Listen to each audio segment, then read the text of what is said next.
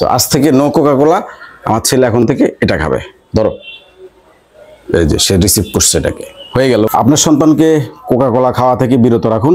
আমি আজকে একটা কোকা কোলা আনবো ভাবছিলাম, তো পরে চিন্তা করলাম যে আমার ঘরে অনেকগুলো এগুলো আছে যেটা আমার ছেলে অলরেডি আগে খেয়েছে, তার খুবই পছন্দের একটা কোমল পানীয় এটা। আজকে থেকে এটা আমি শপথ করতেছি, আমার ছেলেকে আমি এখন থেকে আর কখনো কোকা কোলা খাওয়াবো না।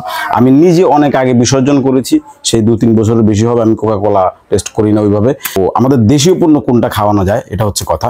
কোকা কোলার পরিবর্তে আমার কাছে মোজো থেকে সবচেয়ে ভালো মনে হয়েছে যেটা, সেটা হচ্ছে এই ফ্রেশ কোলা। এটা হচ্ছে গিয়ে আমাদের ফ্রেশ কোম্পানির, মেঘনা গ্রুপ অফ কোম্পানিজের। এটা আপনি খাওয়াতে পারেন।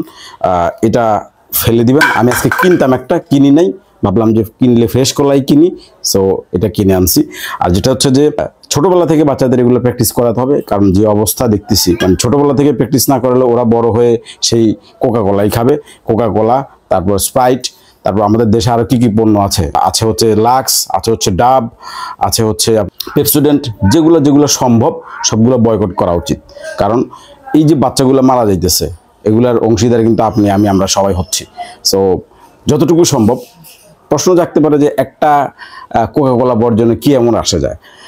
কিছু আসে না গেলেও ছোট্ট আপনার আপনার আপনার পাশ থেকে আপনার যদি কোনো কন্ট্রিবিউশন থাকে, সেটা হচ্ছে যে একটা পণ্য বর্জন করা। এবং সেটা ইসরায়েলি পণ্য হতে পারে, সেটা আমেরিকান পণ্য হতে পারে। আমেরিকান পণ্য যদি বর্জন করা সম্ভব হতো, তাহলে আমার মনে হয় অর্ধেক সমাধান সব হয়ে যেত। কোথাও একটা দেখেছি, ডলারটা যদি আমরা ডলারের বিকল্প কিছু আবিষ্কার করতে পারতাম, যদি সেটা পৃথিবীতে গ্রহণযোগ্য হতো, তাহলে সবচেয়ে আরো বেটার হতো।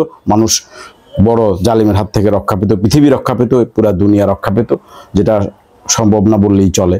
যাই হোক, যেটা সম্ভব সেটা হচ্ছে যে কোকা কোলা বর্জন করুন। বাংলাদেশের যত ইসরায়েলি পণ্য আছে এগুলো বর্জন করুন।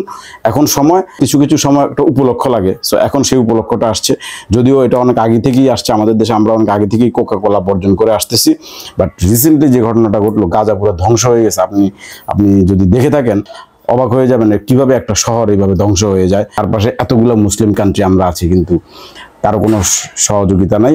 আমরা তো অনেক দূরের মানুষ, আমরা এই সব বর্জন ছাড়া আমরা আসলে কিছু করতে পারি না। আর তাদেরকে ডোনেট করা যায়, ডোনেট করতে পারি।